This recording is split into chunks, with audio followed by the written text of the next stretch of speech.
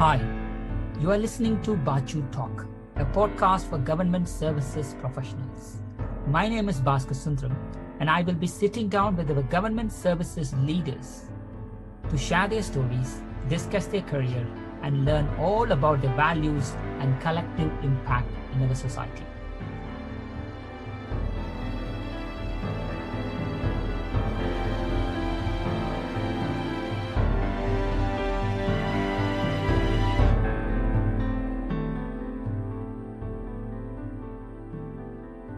Today's guest is Peter Ankerstjerne. Peter has more than 25 years of experience covering most aspects of facilities management, service management, outsourcing, marketing, and strategy development. Peter has spent most of his career with the ISS Group, where he led the development of the integrated facility services concept from idea to implementation. From 2008 to 2018, he held the position as the Group Chief Marketing Officer. From 2019 to March 2020, he was Senior Vice President, Head of Digital FM and Workplace Experience EMEA at Weworks, powered by We. And today, he's a Global FM and Employee Services Lead at JLL. Peter joined International Facilities Management Association, IFMA, in 2005 and has been on the board of directors since 2016. Peter is a former IFMA Foundation trustee and is actively involved in the industry as both a speaker and a debater. Peter was involved in developing the IFMA Regional Advisory Board strategy and was critical in establishing the European Advisory Board, on which he still serves. Peter will take up the IFMA chair role from 1st of July. Apart from IFMA, Peter has also served on several advisory boards, including the Advisory Board of International Business Development at Copenhagen Business School and Strategic Advisory Board at the International Association of Outsourcing Professionals, IOAP. He's also a member of CORNET, Royal Institute of Chartered Surveyors, and IAOP. In 2015, Peter was nominated as Fellow by both Royal Institute of Chartered Surveyors, FRICS, and in 2016, he was named IFMA Fellow. Peter has an MBA from Copenhagen Business School in Denmark and is a certified outsourcing professional. As a member of Workplace Revolutionaries, he has been instrumental in establishing the Denmark hub. Welcome, Peter, to Baachu Talk. Great to have you. Thank you, Baska. I'm really thrilled to be able to join you on this podcast.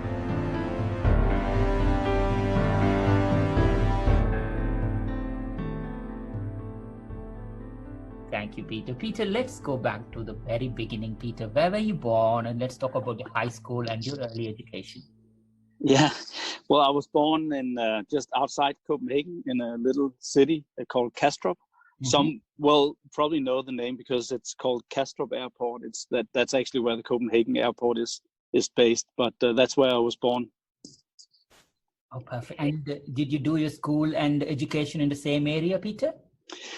Yeah, well, my parents very quickly moved to Dragør, which is the village that is a little further to the east, very, very close to Sweden and to the seaside.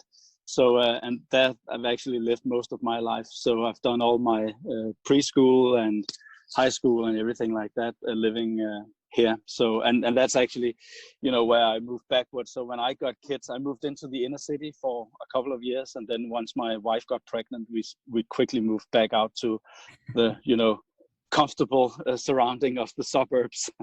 so that's where I've been living most of my life. Yeah. Wow, that's brilliant. And post your education, Peter, where were your first job? Did you manage to get it around the area where you lived, or you moved to the city? Yeah, I've had my first job where I actually got a paycheck was as a cleaner in my dad's company in this office environment, doing cleaning a couple of times a week, and also as a swim coach in the local swim club.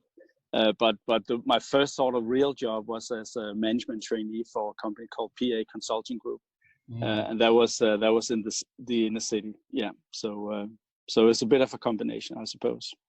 Wow, so you had a glimpse of the future, your career in your father's company, sounds like it.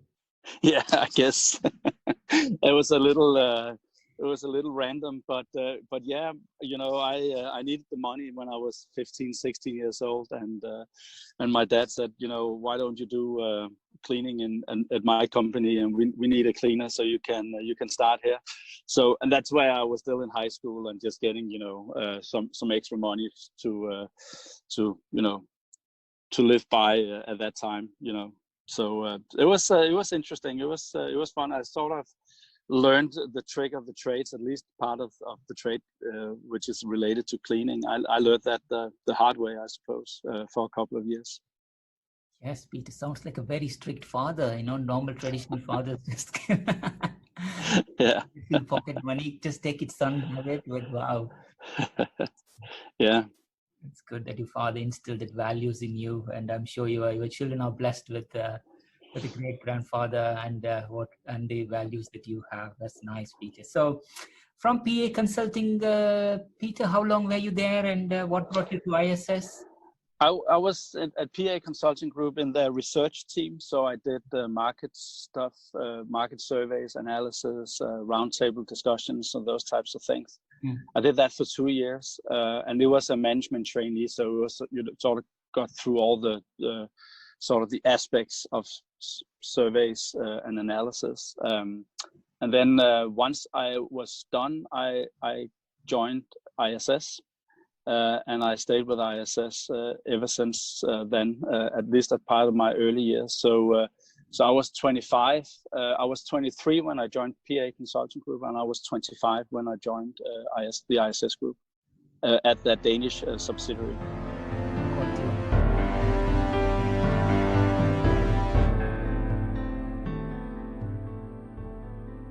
And you had a very long and an amazing career at ISS.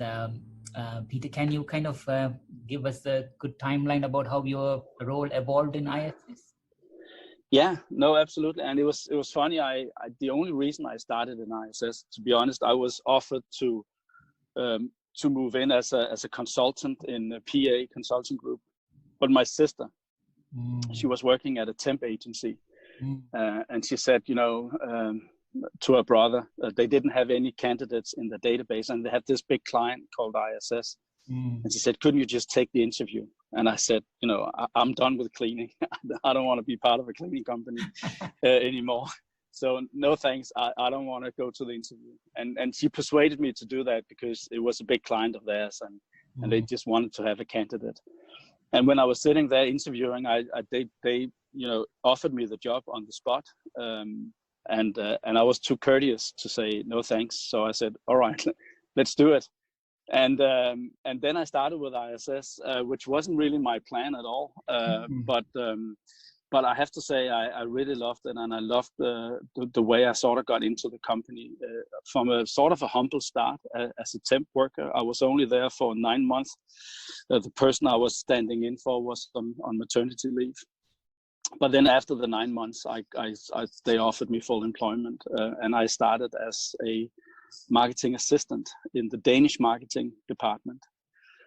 And then after a year or so, I got promoted to marketing consultant, and then I worked with there were two big areas at ISS at the time. There was the ISS cleaning services, and there was the other part which was called ISS special services, and special service was anything that was not cleaning, which was the smallest business of all of them, of the two divisions. And just chance would have it that the fastest growing area was the specialty division, and I quickly got in and began to sort of search. As a good marketing person, I began to search the market and could see there was a trend that was emerging at the time. This was mid-90s, 94, 95, 96, around facilities management. And also we had an opportunity to bid for a contract with Ford Motor Company, but it was managed through Johnson Controls. And we declined to bid for it because we felt it was too risky. But then myself and my boss at that time saw that there's actually an opportunity for ISS that we have to move into facility management. So we developed the IFS, Integrated Facility Service Concept, which is the equivalent to FM for ISS at the time. And we tested it, and it worked well. There was a big appetite for it in the marketplace. And we then launched it and got our first client in 2001. And then it happened that I sort of moved with that concept into the corporate headquarters, which at that time I'd been working 6 years with ISS Denmark, the subsidiary. But then I got an opportunity to move in to work with the international group and move to the corporate headquarters to get a role there. And then I took the concept that we developed in Denmark. I took that international, and that became a very big part of my career within ISS. In 2003, I believe it was, I became head of integrated facility services. We had a development center with some resources in it, and we won a few contracts and could see that there was a lot of potential in this. So we invested more into it. We developed other aspects of that concept, won more clients, and it grew into other new countries and territories. And then I just stayed with that concept up until 2008, where our CEO at that time asked me to say, Peter, you have to make a choice. Either you're going to do IFS full-time development, or you're going to do marketing full-time because it both of the areas were sort of growing. And I chose marketing because that was really where my passion and my background was. But then I stayed as chair of what we called the IFS steering committee at that time, and I stayed as chair of that up until almost the day that I left ISS. So, but then it was more marketing oriented, where I developed some of the strategies. We developed the workplace experience concept also within that role, and we developed tons of other things. So when I left ISS, the IFS business were about 45% of the revenue of the group. So it's been a huge development that we've been through within that, and that has really grown a lot in the time that I was with the company. So that was exciting, and it was really exciting to have the opportunity to be part of that and be part of that development. Of course, that's something that I'm incredibly proud of, and has been a great learning to be part of that sort of growth story as well. Yes, Peter.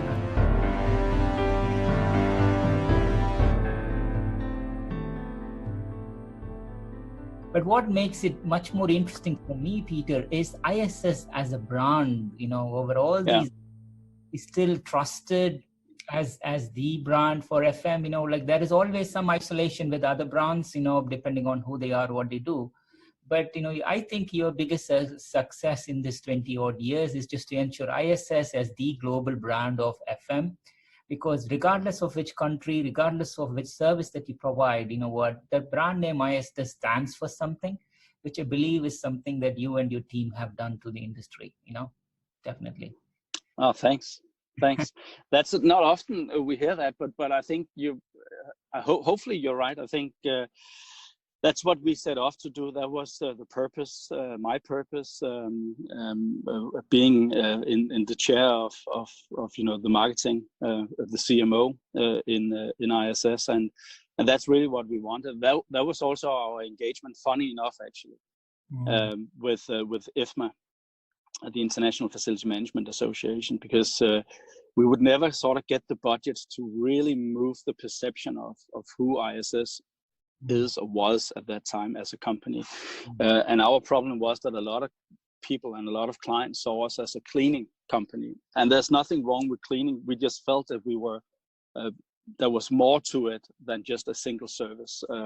Because we had catering and security services and property services and you name it. We had any service you could mention. We had that within ISS, and that's why that umbrella that we called IFM or IFS, however you want to label it, was very, very important for us. And that's also why we became a part of our strategy was to say, let's try to see if we can get accepted by the market, by associations like IFMA or Cornet, or others, because if they start to accept us and we also see ourselves as facility managers, then slowly but surely our clients will begin to also accept that we are, you know, an integrated FM company, and that actually worked quite well. And then we also, in terms of marketing strategy, we embarked on what you call thought leadership, where we really pushed out a lot of fairly sort of scientific and high level content that we could, you know, about where the industry was going, or scenarios for the future, or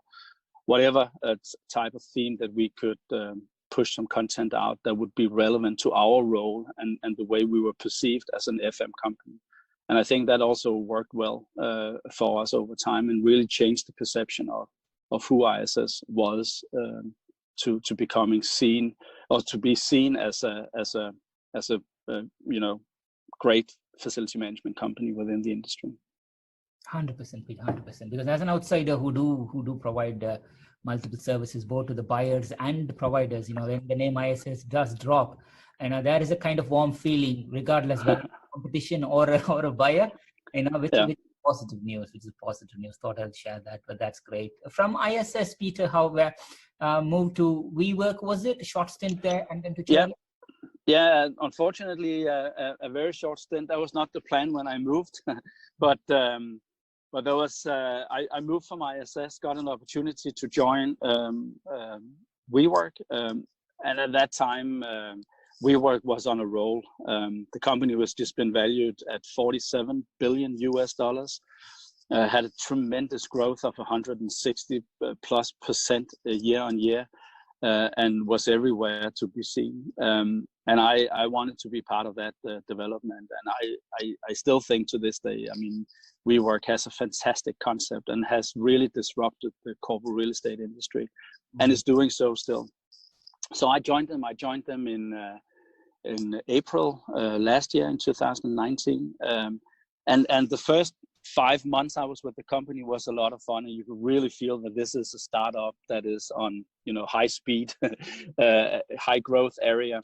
But then they decided to list the company, or IPO the company, and then that's when things started to sort of go sideways at the time. So in September, the value from the company dropped from $47 billion US to 25 to 12, and then below 12. So that's a huge decrease in valuation, of course, and that meant that the company was closing off businesses and laying off people to, you know, in great numbers.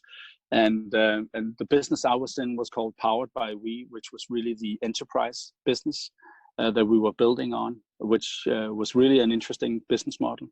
But that was effectively closed down in December, where I was also then a part of the people that were laid off. So with a lot of good people. So I left Weworks in December last year, and then I was able to do a contract with JLL in February, which I was very happy with, of course. And then I started in the JLL 1st of April this year. There is always learnings from the decisions that we make, and you know what? Yeah. You have an amazing success story in establishing IFM as a concept with ISS, and then Weworks as a fast growth real estate, and moving into JLL, which is kind of mixed version of both. It is, yeah, and I think it's just I mean, timing is everything, and I'm really grateful for the year. I didn't have quite a year, but 10 months or so with Weworks, because it taught me a lot, and especially the value of community and how you actually manage that community side of the business.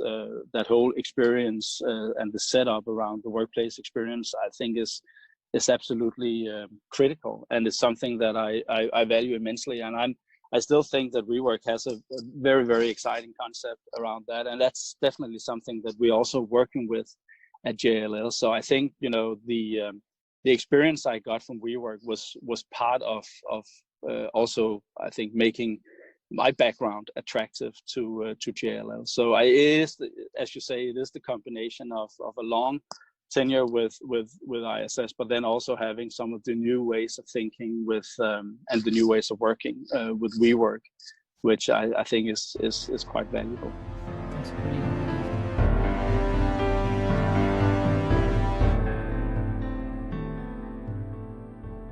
I was always skeptical, if I'm really honest, about workplace solutions part of FM. That's a kind of like the same dilemma that you had. You're a company, building maintenance. Now you're an IFM company. Even there are many companies who are even struggling to migrate into the IFM concept still. But for them to migrate into this new workplace experience, Peter, what advice would you give them from your own? Well, I think it's a little, to quote another great company that has been around for a while now, but I've always been very envious of Nike marketing. I think they've done a great job, and they have this saying, I think they still use it, just do it, because there's so much truth in that, and sometimes you just have to step into it, and and sort of go with the flow and just get on with it. I think we have been talking about workplace experience for a long time. I think it's the biggest potential. It holds the biggest potential for facility management, because I think what it does, it forces the shifts from historically, where, to your point also, where FM has been very centered around maintenance, mechanical and engineering, these types of services, and which has been very much around the building, the facility in itself. But I think experience forces us to think more about the people within the building, the people that are occupying the building, and how can you secure that they feel safe, that they feel healthy and well, but also that we make sure that they feel that they are productive, that they can work in whatever environment that is relevant for them.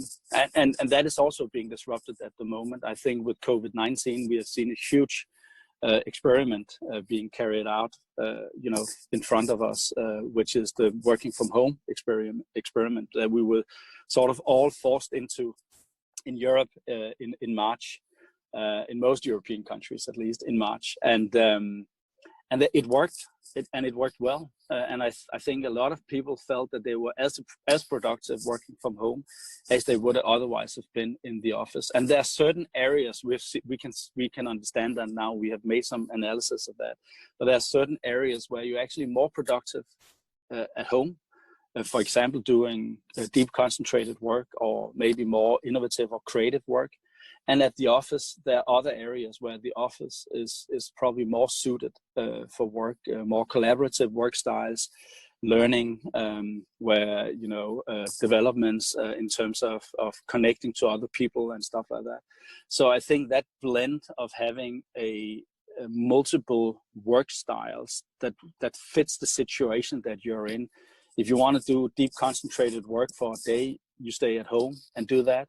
If you want to have more collaborative work, or you need to meet with clients, or you need to meet with your team, or you just want to socialize, talk to a few colleagues, solving all the world's problems over a cup of coffee or whatever it is, then you go to the office. And I think that change in work behavior is something that the facility manager is ideally positioned towards getting benefits from. So I think having the facility manager working and moving from that state of it's all about maintaining the workplace into creating this place where people can thrive and they can feel that they are productive is a huge step. And something that we have to do collectively as an industry, which I find enormously interesting and very, very exciting for the future of facility management. Do you think, Peter, that the work from anywhere trend was there, but Corona somehow or the other accelerated it, or do you think this is something new? No, I think as you're alluding to, I think it's been around for, I wouldn't say forever, but it's probably been around for the last 8-10 years at least. The technology has been available. I mean, you have been able to work from home, but I think it's been it's probably been something that's been offered to certain people within the organization, leaders or specialists or people that just had that, connectivity where, they were traveling a lot or whatever reason there might have been. I saw some statistics that it was around 7% of the workforce that actively used working from home in sort of pre-COVID-19. So I think the pandemic has worked as a catalyst for businesses, but also individuals, where it's actually now everybody who can benefit from working from home or working from anywhere, basically, because it doesn't necessarily have to be home. And I think that's probably even an important point to make, is to say it might be working from home. It might actually be working from a place like I'm in here, a little co-working location that the company has access to. It could be a big co-working location. It can be a lounge or an airport, or it can be a train station, or that you're just having that ability to work remotely on the move, wherever you either happens to be because you have to be somewhere to have a meeting or conduct your work, traveling, whatever, or it's where you choose to be because it just accommodates your work style on that particular moment in time, that particular day. And I think, to your point also around culture, I think that changes the purpose of the workplace. A lot of the workplaces that we see today are set up in the way we worked in the 60s and 70s, with cubicles or independent designated offices where people will go in and do deep concentrated work. And lately we have worked into open plan offices, and a lot of people have had problems with that because they couldn't concentrate as much as they could in a closed surrounding of a cubicle or independent office. And that's, I think that's where we have to change the layout of the workplace, even to the next step of the evolution. And we did some work with that previously. We call it the experience office, where the purpose of the office is actually to attract people in, because they don't need to go there any longer to do concentrated work. They can do that from anywhere. But we, as businesses, we want to get them in because that's the best place to infuse culture. It's the best place to meet, to showcase what your organization is all about, to connect to the brand of the business, to connect to the leaders, to connect to your peers, to your colleagues, your direct reports, your clients, your guests, or anything like that. So, and that means that the workplace probably should change around the experience that you can manage in the workplace, where it's all of a sudden not only a question of how cheap can you have a workplace and how far down can you drive costs. It's now different because it now matters what kind of coffee that you serve, or what kind of lunch or breakfast or whatever. What are the amenities, and what are the layout of the office environment, and is it accommodating or conducive in terms of all the collaborative work, all the meetings that we're going to have, or is it still a lot of desks that's just been put together for individual work? And some of these questions become extremely important in sort of the next normal that we are talking about. And I think that to get back to your comment, COVID-19 has been a catalyst for that change. And I think a lot of organizations, and we can also see that from JLL and some of the inquiries that we are getting, a lot of companies really want to go on that journey now because they see an opportunity now with people coming back to the office while still maintaining social distancing, and where you don't have as high of an occupancy rate because you're still bringing in only 20-25% of your workforce as opposed to pre-COVID-19. So there is an opportunity now to engage in some of these changes in the layout, in the way you shape the office and the way you utilize the office, which is probably a big cultural change that we also need to be aware of. But it is quite interesting, I think, that the COVID-19, with all the bad stuff that came together with that pandemic, there is sort of a silver lining that it's forcing that change in the workplace that we've been talking about for a while. But it seems now we've reached that tipping point where it's actually happening now. That's beautifully said, Peter.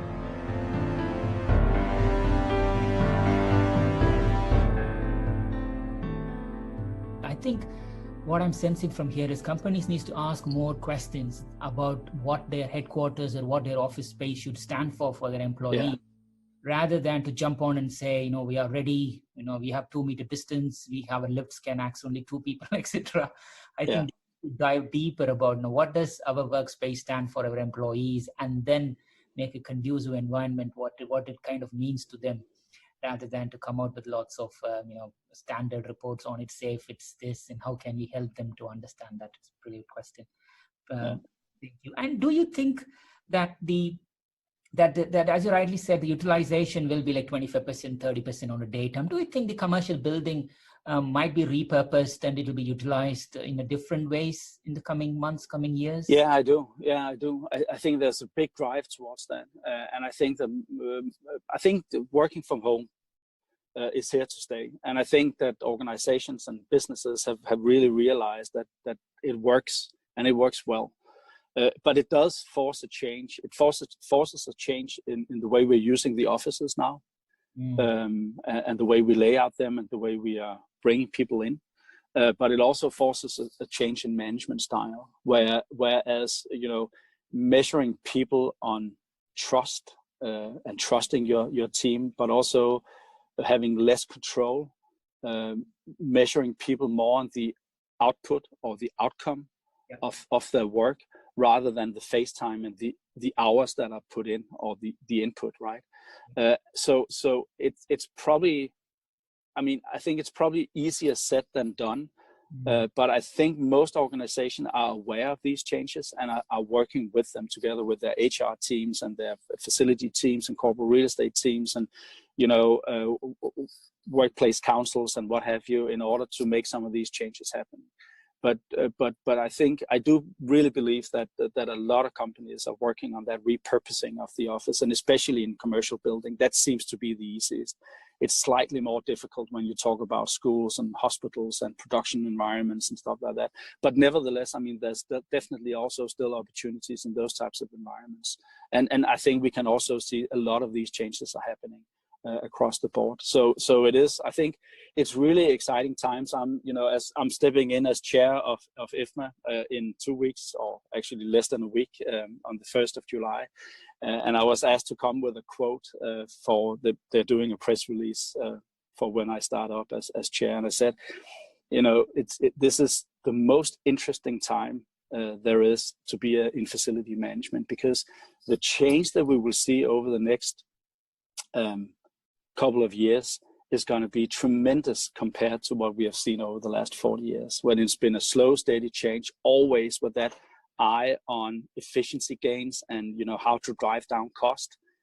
We're still going to be focused on driving down cost in the future, of course, but there's a much bigger value play around how can you make sure that the workplace changes, that it is accommodating to the strategy and the culture of the company, that it's used to attract and retain talent, that it's productive, it's fun, it's engaging, it's something that you're proud to show off to clients, and that you will bring family, friends and stuff like that to the workplace, simply because it's sort of a statement of who you are as an organization. And I think it's those aspects of the development that we are into now are just fascinating, and something that I can't wait to see evolving as we move into that area. We have been in that area for a while, but as you said, that change that comes with COVID-19, where it's forcing that change upon us now at a far bigger pace than what we have seen before, is really interesting. Oh, that's amazing, Peter, and congratulations on your Thanks. We will launch this just in time so that people can know who you are, Peter. I'm so excited. Yeah. One of the questions, Peter, before we delve deep into the sure. Peter, technology now, as you rightly said, the technology was always available, on facilities and workplace technology around where we are shifting to, Peter. And what technologies do you recommend, and what kind of interesting things people have done in this COVID crisis? I mean, first of all, there's all the remote work technologies like Zoom or Microsoft Teams, and they seem to have seen a huge uptake. There was an analysis in the Danish business paper about the share price of Zoom.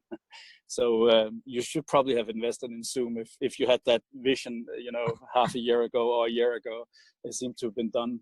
It is done very well, and that is, of course, a consequence that even the investor community understand that. That this technology is here to stay and will only evolve as we continue to use working from home or working from anywhere going forward. So there's a lot of that technology that is already available and that we will see also evolve immensely over the next couple of years. But then there's all the other technologies, the technologies that we are using within the facility management to drive and to manage the buildings, IWMS systems, BIM systems, and what have you. But also all the app technologies, and I have to say just a little bit of praise to Weworks, because I really got a fantastic sort of technology lesson when I moved from ISS to Weworks in my career, because Weworks was interesting in the sense that they were so member focused. They have a membership model, so every tenant in Weworks is actually a member, and they don't see them as tenant, or they do really see them as members. And when you become a member of Weworks, you get an app, and that app you sort of control everything from registering a guest to booking a meeting room to ordering events or catering or whatever you want to do for the workplace that you're part of. And I think the facility management industry has a lot to learn from that, and I learned a lot from that as well, that I always came with the notion that we were sort of looking from the back office outwards, where they were actually looking from the membership perspective and looking inwards. So a lot of the apps that developed, that didn't necessarily connect well to the meeting booking systems or the IWMS systems that we were having in order to manage the workplace. But they worked very well from a membership experience perspective. And I think that's some of the learning that we need to pick up in FM, that we need to understand how the customer works and what kind of experience that we can drive through digital channels in order to make it easy to book a meeting room, to registering a guest, to whatever, order a service, have a service check, maybe order a coffee or a sandwich down in the canteen, whatever we need to do as facility managers to make your life easy and seamless and just easy to operate.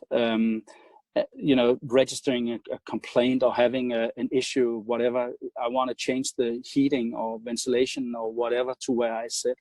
You can do that via apps. And you probably can do some of that today, but I think we will see a lot of development in that area as we move forward. And that's still an area where the industry will have to do more. That we will see much more investments and much more developments coming into that space as we move forward. Yes, Peter. I think you already seeded it very beginning. This is going to be an experiment, and there is always going to be winners and losers in this experiment. Who is going to adapt is going to succeed, and who is going to less adapt might have a much more longer terrain to follow. But we'll just need to leave what things are happening.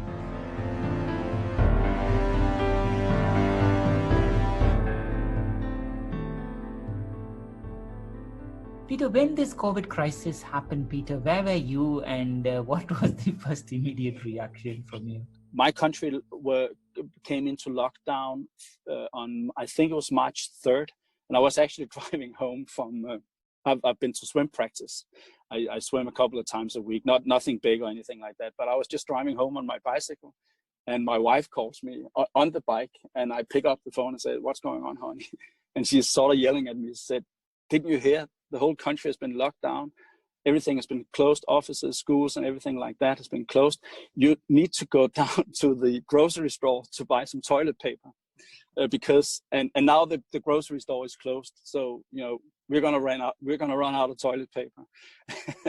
And it was funny because I then went back to the house and saw the press conference that the Prime Minister had done in Denmark, and she actually specifically said, "Don't go out hamstering, toilet paper or food or anything. This is not a an emergency, like, you know, in terms of shortage of groceries or anything like that. So there's no need for stockpiling anything.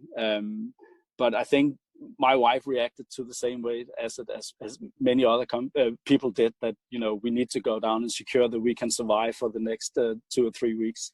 So the day after, everything settled down a little bit, and we never bought a bunch of toilet papers or you know, milk or anything like that, for that matter. And you know, everything has been available in the grocery store. So that has been good. But I very distinctly remember that I was actually on a bicycle on my way home from the swimming pool, the local swimming pool, when I heard the news from my wife. So yeah. So I'll probably remember that day till the end of time. 100%. I was not far off. I wasn't in a bicycle or swimming. I was still in the office. My wife said, you have 30 minutes to get as much as you can. Yeah. I was crumbling, and yeah, that's it. It's good. I think we all are adapting to this new world of working. Yeah. How are you coping, working from home with 4 kids and others? How are you doing? I mean, it was sort of interesting. I mean, when the whole stuff happened, it happened in March, and I was still on sort of on the contract with Weworks, but wasn't actually working. So I was sort of at home at the time. So there wasn't a lot of change for me. The change really came when I joined JLL on 1st of April. Everything was still in lockdown, and I have still to this day, I'm almost 3 months into my employment with JLL. I haven't been to a JLL office yet, and I haven't met any of my colleagues physically yet. And I'm actually missing that now. So even though I have been moving back into a co-working environment close to me, there are no other JLL people at this premise. So it's I'm looking forward to the day that I can see my colleagues and actually go to a JLL office and you know, see what the company is all about, also sort of physically understanding that. But I have to say I was coping well. It was nice to spend some time with the kids when we were sort of working there, had school, homeschooling, and my wife was working mostly with them, and I was sitting in typically I would actually steal one of my kids' rooms and then work from there. I was trying to find the place in the house where the Wi-Fi was the best, so I would have uninterrupted work and WebEx meetings all day long. So it seemed to work well, and my kids were good sports in terms of leaving dad alone when he's working, and then I could come out and play with them or have a cup of coffee with my wife, which was kind of nice actually, when you have a little bit of a break during the day. Oh, that's beautiful.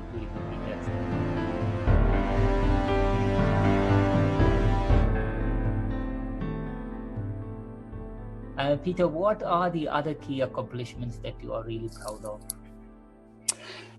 Oh, I think it's, I mean, some of the accomplishments that I have made, you know, rests within the, when you're talking about professional accomplishments, of course, but that rests within ISS.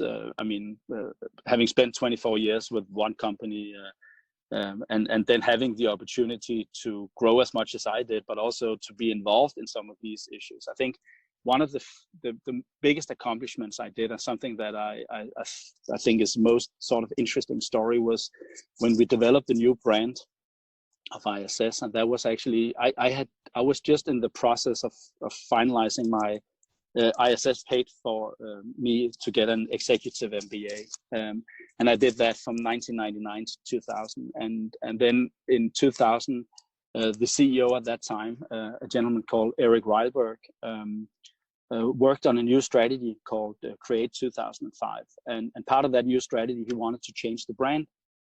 And because I was the marketing manager of ISS Denmark at the time, but have done a lot of work through my MBA at corporate, he sort of invited me in to say, do you want to be part of that? And we want to have somebody who works with this on a daily basis. And I did. And the short story of that was that he was so fed up with the agency and the design proposals that he came up with, that he pulled the plug and say, okay, we're not going to change the brand. And then I asked at a at a board meeting at the time. So it was a little bit courageous, I think, for a young kid like me to sort of put up his hand and say, hey, listen, I'll do it. And I said to him, I can actually come up with a better design than this big international brand agency has come up with. But I have to use my local agency in Denmark to do that. And it's got to be a no cure, no pay solution. So if they don't come up with anything you can use, we don't have to pay for it. But if they do come up with something we can use, they're going to have the entire assignment of creating that brand for the entire global organization, which was a big deal for a small little agency in the center of Copenhagen. So I pitched the idea to my local agency in Denmark. They agreed to the terms. And a week later, we came up with a suggestion to the brand that you now know today with the round circle. And we worked day and night to come up with the designs and the templates and the reasoning and all that stuff for that. But it worked. And that is something, that's probably one of the biggest things that I remember back on my ISS career, that's something that came completely left field. Took a lot of courage to say, hey, I'll like to try it at a board meeting, but it probably took even more courage from the CEO at the time to just say, yeah, why not? Let's go for it. And we sort of succeeded to do that. And they then won the deal and won the assignment, and then they created a brand for Global ISS, which also lifted them as an agency up. And I think they got quite a few other accounts or clients where they could showcase that they've done something like that for a company like ISS, which is one of the biggest, if not the biggest company in Denmark. It's a huge company in a very small country. So that was something that I was immensely proud of. And the fact that we then, were able to leverage that whole sort of local connectivity we had to an international standard. I thought that was something that, that really resonated well with me and the organization as we move forward. Wow, that's amazing. It's amazing, Peter. I wasn't even aware. You just see a logo, but having a story behind the brand, yeah, which I told you very early on, is now well trusted by the whole industry. You should be really tapping you back on that. That's amazing. Peter, what have you observed lately in this COVID crisis that reminded you that people are kind? I think that's the fact that that the way people help each other, and I've seen that on a day-to-day level, also at JA level, that people are just extremely friendly. I think, given the situation, I think people understand the severity of the situation, and I think also people understand or acknowledge the fact that they don't know what individuals are struggling with, and it's probably more safe to be kind and friendly and help out than to do otherwise. But you don't know if people are laid off, if they're struggling at home, if they have had the people who have had the disease close by, even, potentially have somebody who have died from COVID-19. So I think in a situation where it's in a crisis like we're in today, most people actually turn on the friendly side of things. That you trust each other more, you're friendly, you're more helpful, you're more sympathetic to the needs of people. And I think that's probably what happens in a crisis situation, at least for most people in general. But I think the psychology behind that is something that is really nice, and that people sort of stand together in a crisis, in a time of need that we're in at the moment. Denmark, our government,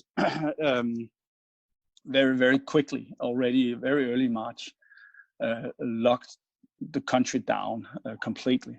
And it's, being through all that and stuff like that, I just saw a poll yesterday that there's never been such a support for the government like there is now.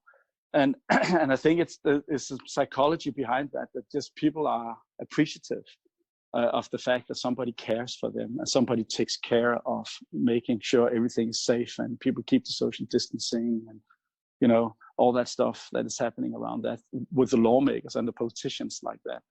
And I think it's also like that in the business, that and especially going back to facility management, that there are something, like the facility managers who make up the rules, who make sure that the workplace is safe.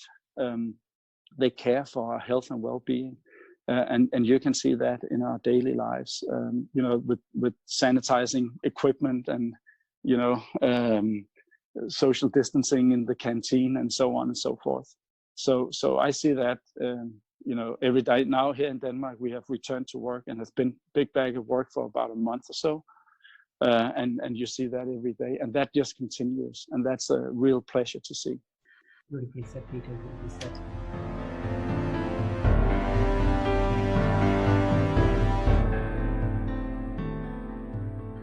Peter, we talked a lot about your professional career, Peter. Let's spend a little bit more on you. Tell us the 3 things that not many people know about you. Yeah, 3 things. Well, I guess I play golf. I don't know if that's, and I'm not very good at it at the moment. I think I used to be a little bit better than I am now. But since I don't play anymore, it's just terrible. And for some reason on the golf course, I don't normally have a big temper. But when I'm on the golf course, I do have a big temper. I can get so frustrated that sometimes I just have to almost sort of just walk away from the golf course. So, which is not the way you're supposed to do it playing golf. It's sort of a gentleman sport where you have to behave yourself, right? And I have really get some issues with that, because I really can get into a huge temper when things doesn't go the way I want them to go.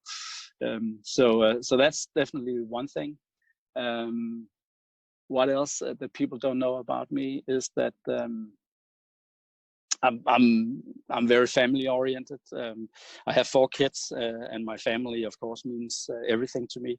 I guess that's probably very common for most people, that is like that. But that's definitely something. And what is a 3rd thing that people don't know about me is, well, I don't know. I used to do competitive swimming.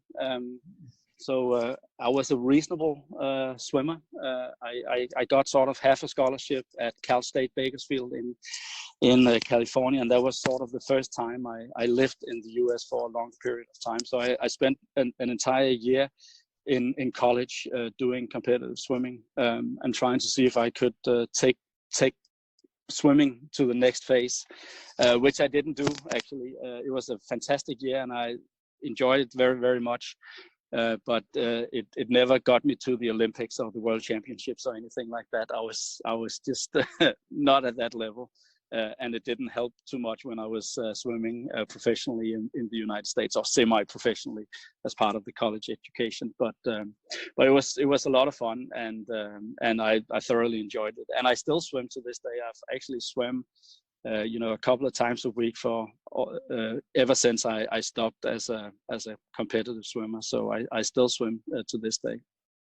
That's amazing, Peter. So just following up from those questions, Peter. So if I ask a reference from your 4 kids, tell us about that. What do you think they will tell about you? They would tell that I think they'll tell I'm fun. We usually have a lot of fun. I tease them a lot. I'm not a very strict parent. I think my wife is a little more strict than I am. I think I probably also got a little more respect for my wife, and they really get afraid when she starts yelling at them. Actually, they do get afraid. If I start yelling at them, they get absolutely scared, because I never do that. So when the odd occasion that when I finally loses my temper towards my kids, or you just get enough, then they do actually get a little bit scared, because they very, very rarely see that from dad. So, but I think they think I'm fun. I'm not too serious. I like to sort of goof around and just have fun with them and play around with them. The other day, it's a very nice weather in Denmark at the moment. So one of my kids had bought a bunch of water balloons. So we had a water balloon fight in the garden over the weekend, actually. I think it was Saturday. That was a lot of fun. So so I think that's what they will tell you. I can imagine. No wonder you are working in a shared space, Peter, because you need hard for your wife to control the kids when you're around. Yeah, exactly. That's also why I moved into this co-working environment, because if I'm just goofing around with the kids all the time and playing around with them, you need to get out. But it's, I mean, when I come back from the office, we usually have an hour or so, or where we can play and have fun, and so it doesn't get too serious. And I need that as well when I get back to the office. I need to sort of burn some steam, having sit down on most of the day on a chair. That is actually nice to just play around and have a bit of fun. So that's good. That's definitely, Peter, definitely. So again, you know what, if any of your listeners trying to have a conversation with Peter in golf, please don't do that. Yeah. Exactly. That's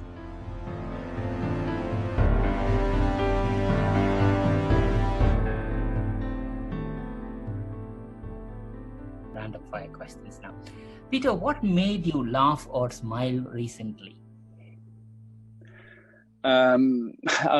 Recently, what was that? That was recently. I guess that's probably one of my kids.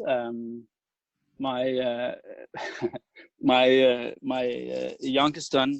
My youngest is 7-year-old. He usually makes me laugh. I mean, that's the age where they just have a lot of funny comments and things that they're saying. So I think this morning he was trying to tell me a joke that he just got absolutely wrong, and I don't think I can translate it into English, but that made me laugh this morning. Yeah. That's well, kids are always fun. It's amazing. Peter, do you have any nicknames? No, I don't think I do actually. No. And I learned that there, the surname that you have, Ankerstjerne, there is also a singer or some pop star. Yeah, that's true. Yeah. There's a guy in Denmark called Ankerstjerne also, who uses that as his sort of artist's name. Yeah. So yeah, but I think, I mean, it's never something I've been called. I mean, people have called me, and there's always that, especially when you're in the United States, the Great Dane or King of the North or something like that. But it's never something that is stuck with me. And I think if somebody called me that on the hallway, I wouldn't turn around. I wouldn't believe it was me they were talking about. So I don't think I have a nickname that sort of stuck with me. But you're right. There is a pop singer in Denmark that is called the same as my surname. Yeah. It actually means, you can translate it. It means anchor star in English. So it's like two words that's been put together. So anchor star. That's also the name of this artist. Oh wow! Okay, so have you been stopped and asked for an autograph? No, no, unfortunately not. No, I think they will be very disappointed when they found out. We don't look alike whatsoever. So he unfortunately no. That's okay. That's okay. You will get there. So if we make a movie out of your life so far, beautiful family, amazing career, associations and stuff, what do you think the title of the movie will be? And who do you think in Hollywood should play the role as you? It would have to be. It has to be one of the fantasy genres, right? So would it be? I don't know. What would it be called? The adventure of the ring, maybe. That's what my wife would call it, because we never married. So she never got a wedding ring. Oh, no. So maybe she would call it the adventure of the ring. And who would play me? Probably, I don't know. It could be Sean Bean, the guy who I guess we could probably look alike a little bit, I suppose. Or maybe the guy. Have you seen the show Vikings? Vikings, yes. Yeah, the Ragnar, the guy who plays Ragnar Lothbrok, the Norwegian Viking king. He could probably also play me. Maybe some of the people from the series. I think, having a big red beard and a sort of a blondish type of hair and just looking a little bit like a Viking. I guess any of those could probably play. Got you. I think so. It's going to be funny, especially now we will be an IFMA chair and everybody in the States will be looking forward to you. Maybe in the next 3 to 4 years, we'll aim for a movie, Peter. Yeah, I'm not sure my life is that interesting. No, it will be. Is there any, following upon that, Peter, is there any movie character or a book character or a cartoon character that you find yourself, that character is similar to me? No, I don't think I've found anybody like that. I mean, it's always the looks. I'm very visually oriented. So if there's somebody who would sort of look like me, then that would probably resonate. But I've never seen sort of a movie or anything like that where you said, you know, oh, that's my life. That could have been me. No, I don't think so. No. I wish though it would have been fun if you had a little more excitement and and driving some of the adventure. It's funny because I've always enjoyed the adventure genre. You know, Star Wars, Lord of the Rings, these types of movies. So they have always been my favorite when you talk about movies. And I don't like horror movies or that whole zombie genre that they're running now. It's not my thing. Actually, I don't even like these investigative crimi type of movies either. It's either adventure or funny movies. And my all-time favorite actor have to be Jim Carrey. He makes me laugh, especially the old Ace Ventura type of movies. If you had asked the question the other way around, say which kind of Hollywood character I would like to be, then it probably would have been Ace Ventura. That would have been a funny life, I think. That's great, Peter. And maybe we'll try this. Peter, if you were arrested with no explanation, what would your friends and family assume the naughty thing that you has done? The naughty thing I've done if I was arrested. Oh yeah, I don't know. It's terrible. They would probably have arrested me for something, crazy, like being drunk and doing something crazy in a bar somewhere or something like that. I don't think I've done that for a long time, but I think in my younger age, the parties could get a little bit wild. So if it's some of my old friends, that's probably where they would think that, oh my God, Peter's been drunk and has been acting up strangely in a bar somewhere in Copenhagen. Yeah. Yes, I think when we were young, Peter, I think we all, it's always, and that's the age too, and Peter, again, following up from that, Peter, if you're held at a gunpoint and told that you didn't impress them with your dance move, you would be killed. What dance move would you do, Peter? Oh, I think it has to be. I did when I was younger, especially when we were out having fun and drinking and stuff like that. I had a dance move I called compact dancing when I was just dancing for myself on the dance floor and having some special moves. So yeah, that's probably what I would try to do if I could remember how to dance the sort of compact style dance again. I think that would probably throw them off for a while, and they would look at me weirdly and say, "What the hell is he trying to do?" And maybe I could have a run for it at that time. So yeah, have your own style of dance, Peter. yeah, absolutely. I think you are into swimming, Peter. I'm sure. Yeah. Aside swimming, if you could pick up any Olympic athlete, in what sport would you compete? And do you have any favorite Olympic stars? Yeah, let me start with the last one, because it has to be Michael Phelps. Even though you said outside swimming, but he's just the most amazing Olympian of all time. And before him, it was probably Mark Spitz, right? I guess swimming is where you can win a lot of medals. You wouldn't be able to do that if you were running the decathlon or horseback riding or something like that. But swimming, there's a lot of discipline, so you can pick up a lot of medals. But Michael Phelps has to be my favorite Olympian of all time. If it wasn't swimming, I don't know. It has to be something. I did some rowing at some point, and I really enjoyed, also competitive rowing. Double sculler. I didn't do single sculler, but I did double sculler, and that was something I very much enjoyed. So if it hadn't been swimming, it could have been rowing. Got you, Peter. Peter, if you could eat only 3 foods for the rest of your life, what would they be?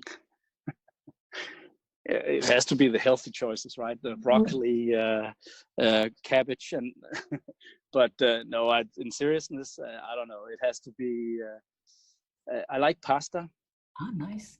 So it has to be pasta. I love Italian food and everything Italian, wine, that type of thing. So pasta will definitely be one of it. I'll probably also have some meats to it. To be honest, I'm not big on the vegetarian. Yes. God, I think that is there any Danish policy that you prefer? Danish? Mm-hmm. No, not so much. No. I don't think there's a lot of Danish food that would qualify to my top 3 of foods that I have to, if I could only eat that. Well, there's little chocolate in Denmark that you can. It's called a turtus, where it's a chocolate with some filling, a cream rum filling. Those are very, very addictive. That's by far the best chocolate you can get in the entire world. It's a turtle or turtus it's called a turtle chocolate. It's very, very good. But if I had to only live from the rest of my life, I think I would probably get sick of malnutrition or something like that. It's probably not very healthy for you, but it's very tasty and it's very good. So maybe I should choose one of those. Yes, I think next time when you do come to UK, meeting some of your colleagues here, please to buy a few, and I'll collect it straight from the JLL office. Yeah, you can, absolutely. Thank you, Peter. And the last one before we kind of close here, Peter, what's something of sentimental value to you? I mean, is it people or things or something? Anything. Anything of sentimental value to me. I don't know. I mean, obviously, family is something that is of sentimental value to me. And my parents, I suppose. So they lived very close to us and are still both doing very well, even though they're in the 70s now.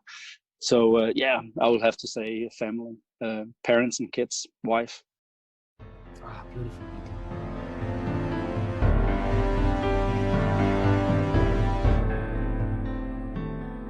So who are the people who have been the most influential in your life and career, Peter?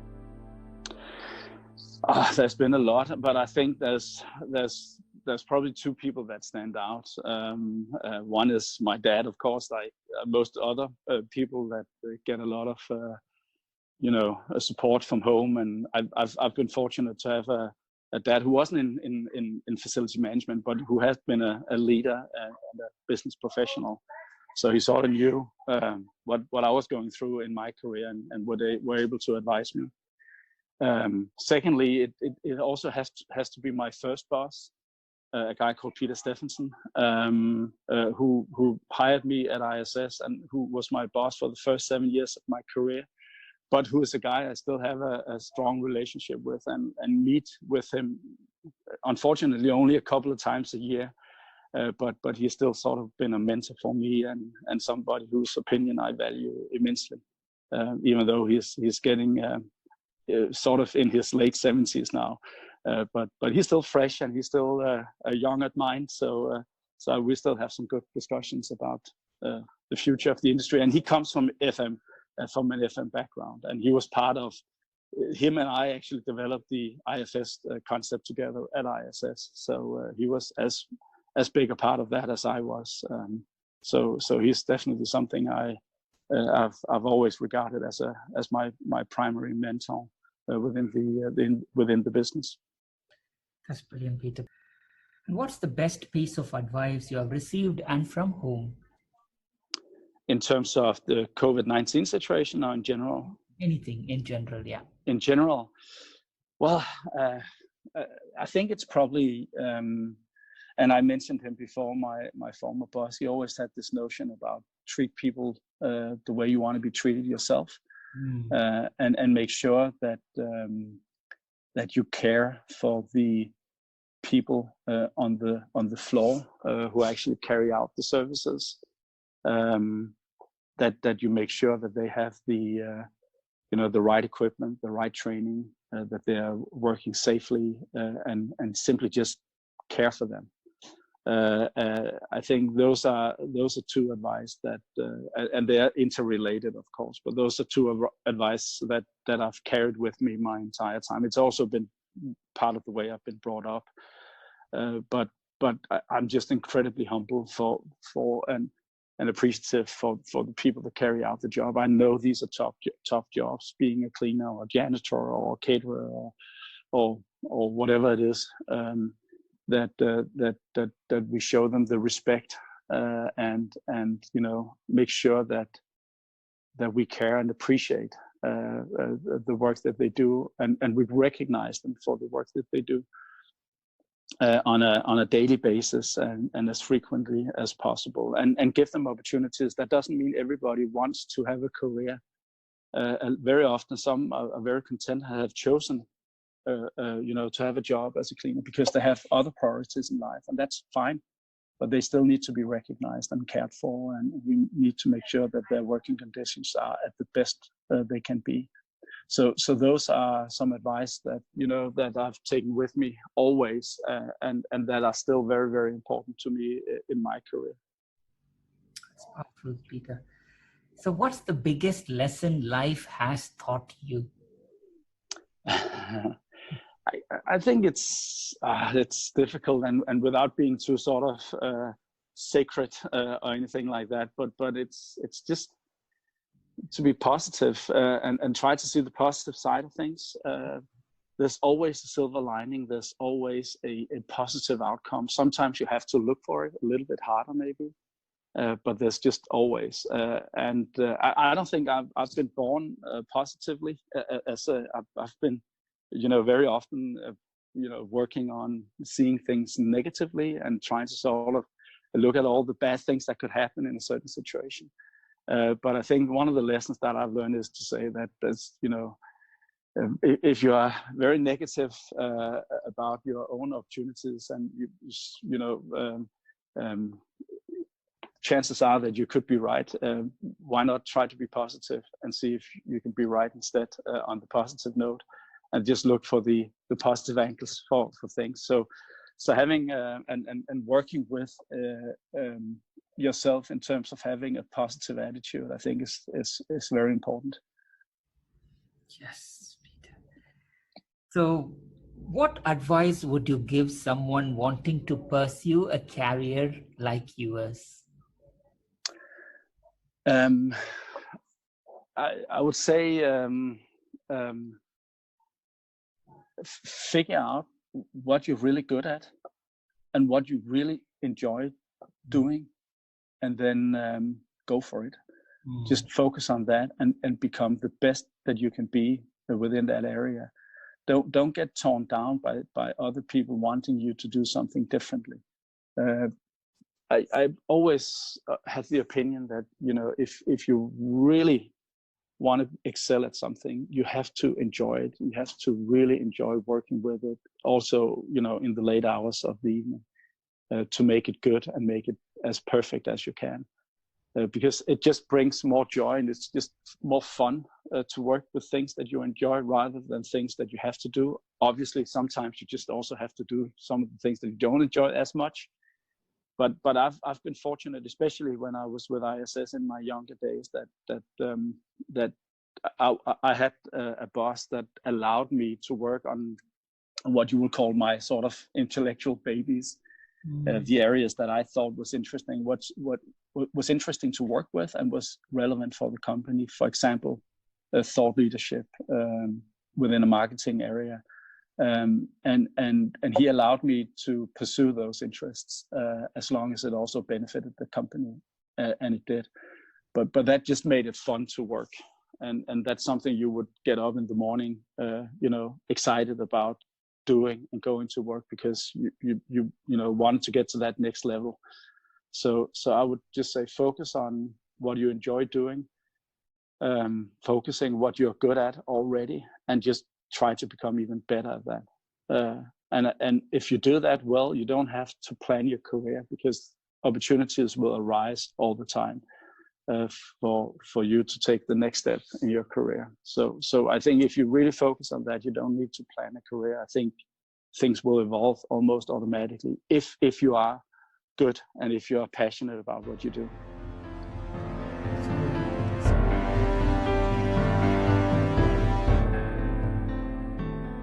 So, what is one thing you wish you had known when you began your career? Oh wow, that's. I think one thing I wished I would have known is to say how to cope with the workflow. I think I've had a tendency to work too much. So having a more balanced approach and also being able to actually say no sometimes, and it doesn't hurt you to say no. I can't do that, or I won't do that, or whatever. Obviously, you always have to do it in a nice and positive way, but and come up with positive alternatives so you don't leave people in the lurch. But having an ability to say no, I think I said yes to way too many things, and I have had periods in my earlier days and in my career where I just worked too much. So I think if I had known more about that you are able to say no and it doesn't hurt and it doesn't limit your opportunities. On the contrary, it actually gives you a little more respect that you're just not the guy where everybody can dump everything and it gets done. And it gives you that respect. So I think the ability to say no and the ability to prioritize strictly around what you want to do and what you need to do, rather than what somebody else wants to get done, I think is important. I think your advice is pretty much applicable to most of us, Peter. It's really applicable to me in person. I think you are definitely talking to me here. I do overwhelm myself too much, and I do try to prioritize. We all do. I think we probably all do, because I guess most of us are friendly by nature and want to help out, and we should, of course, to the extent possible.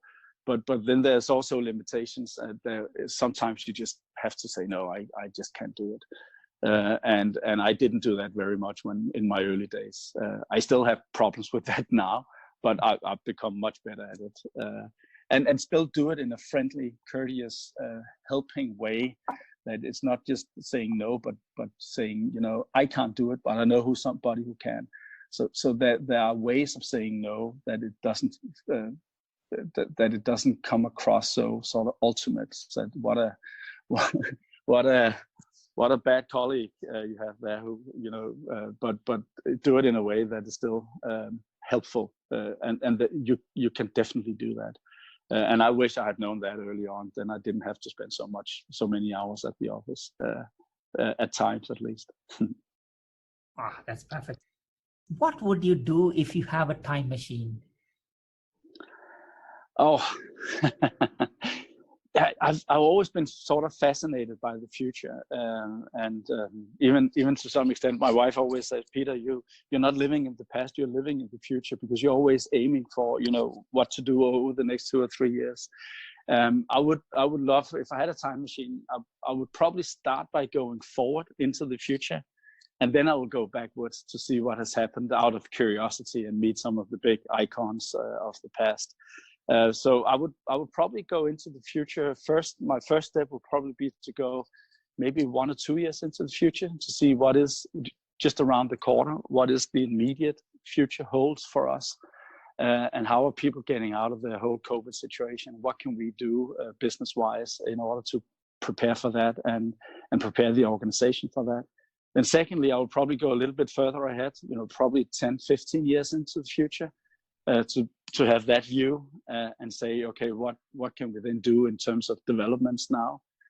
And once I've been there, then I'll do some of the interesting parts and maybe going back in history. And I love to go back to the late 50s and 60s.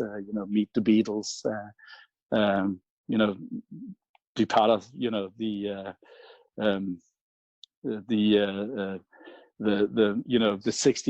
late 60s, youth generation of my parents, actually, about how fun it was, listening to new music and what happened. Meet Elvis Presley and some of these guys. That would be a lot of fun. That's so nice, Peter. Have you ever sent a text message or an email to a wrong person? Yes, I have. Yeah, I'm sure I have. I don't think I can remember any sort of specifics, but I have sent text messages to the wrong persons, and they're both created confusion, and some of them have also been embarrassing. Although I can only remember the feeling I was sitting with when I figured out I've sent a text message to a wrong person. I don't think I can recall specifically what they said, unfortunately, but I have. I think everybody has. Yeah, 100%, Peter. So if you were a professional wrestler, what would your ring name be and why? I don't know. It would be I don't know, Peter the Viking. I've been watching these Viking movies, and it brings me back to my ancestral sort of past with coming from the Nordics. I'm watching.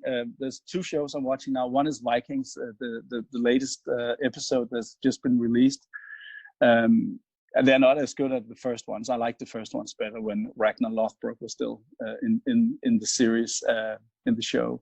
And then I'm watching another one called Last Kingdom, I think it is, about the England, when England was sort of occupied by the Danes, and that's interesting to see. So, and I kind of like these stories, and it's fun to see, and I connect with sort of my Viking past. It's I think it's a lot of fun. Oh, definitely, Peter. Peter, if you could ask a genie like one or two wishes, what wish would you ask the genie? Wow, yeah, I don't know. It would be the wish for knowledge. Well, actually, it's funny. I've always been. I'm not musical by any standards. I love listening to music, but I can't sing for the life of me, and I can't play a single instrument. So I just don't have that gene in me. So to be perfectly honest, I would wish to be able to sing like Andrea Bocelli or somebody like that. I mean, just having that ability to sing or sit at a piano and play a tune. I've always been envious of people who were able to do that. So if I were brutally honest, and it wasn't anything about financials or anything like that, or business or anything, I would just love to have a singing voice like Andrea Bocelli. So if a genie popped out of a bottle, that would probably be my wish. Oh yes, 100%, Peter. Peter, if you could visit any place in the world, where would you choose to go and why? Well, at the moment, I would actually choose to go to Chicago. It may not sound as exotic or anything like that, but the fact that I've been hired by JLL and I've been employed since 1st of April, and I sort of belong to the head office in Chicago, and I just haven't been able to go because of the lockdown and COVID-19, and it doesn't seem like I'll be able to go, at least for the foreseeable future. So if somebody could beam me to Chicago and see the JLL office, and it's a great city. I've been there a couple of times. I would probably spend some time in Chicago. I have to say that's probably where I want to go. But after that, then I will. My favorite city in Europe is Istanbul in Turkey. I love that place. It's a beautiful city and so diverse. And then thirdly, I will probably take my family with me to an exotic place like Bali or Indonesia or Thailand or something like that, to spend some time off and have fun with the family. Got you, Peter. Peter, do you cook at home? Yeah, a little bit. Mostly, my wife do most of the cooking, and if there's a barbecue, then I'm the man. Very traditional, I'm afraid. That's nice. That's nice, Peter. Just the last question, Peter. If you had your own talk show, who would you invite as your first 3 guests? I think I would invite some of the futurists. Again, I like to talk about the future, and there's some people both within and outside our industry who have some really, really good opinions about the future. So I think I'll probably be a little bit boring, but maybe it's my marketing gene that speaks and say, what I wanted, if I had a show, I would make it a show about the future of work. And then I would invite my good friend, Jeffrey Saunders, who I work closely with he was formerly with the Copenhagen Institute for Future Studies. He's a futurist and he's somebody I work with, and he has some really, really exciting opinions about the future of work. I would probably also invite Dr. Marie Pubereau to talk about the future of work and some of her research. And then I'll probably also invite Jacob Morgan to talk about, that topic. So I think I would call it a future of work show. And I will probably invite some futurists, people who can talk about where the future is heading in terms of work and the workplace and the workforce. Peter, you know what? I think a couple of people who you mentioned are already in the pipeline for this one, Peter. Okay, excellent. You could join me as a co-host. Yeah, that would be fun. Yeah, I would love that. Absolutely, let's do it. Let's do them. It'll be nice, because obviously you have more passion about things. You have more passion about the future. I have more passion about the person. So let's bring. That would be brilliant. So that's it from me, Peter. I think thank you so much for your time. Peter, is there any part of your life or career or anything that you want to touch that we haven't touched, Peter? No, I think we have covered most of the interesting aspects of this. Thank you, Peter. That's it from me, Peter. So thank you so much, Peter. No, thank you. It's been a pleasure, Bhaskar. I really enjoyed talking to you. It's a lot of fun, and it's some challenging questions, but it's good to take a trip back memory lane and also reflect a little bit on your situation, both personally and also professionally. So thank you so much for that opportunity. Thank you, Peter. Thank you. And good luck with your role at IFMA, and also good luck with your role with JLL as well. I wish you all the success, good health and happiness to you, your family, your colleagues, and everybody around you. And please continue to inspire FM industry colleagues, Peter, and stay kind, stay healthy, Peter, and stay inspiring as you always do. Thank you. Thank you so much. And same to you. Thanks. To our listeners, thank you for tuning in to this first part of our Baachu Talk with Peter Ankerstjerne. We have an exclusive second part for IFMA community where we talk about Peter's history with International Facilities Management Association, his journey so far with the industry body, his memories and vision for IFMA, and message for existing members. So please do visit www.baachu.com/Baachu Talk podcast, not just for this episode and for the next episode for Peter, but you'll also find many more stories of our industry veterans. So don't forget to subscribe, review, and share Baachu Talk podcast. We will see you at the next episode with another special guest. Until then, it's Bhaskar Sundaram signing off.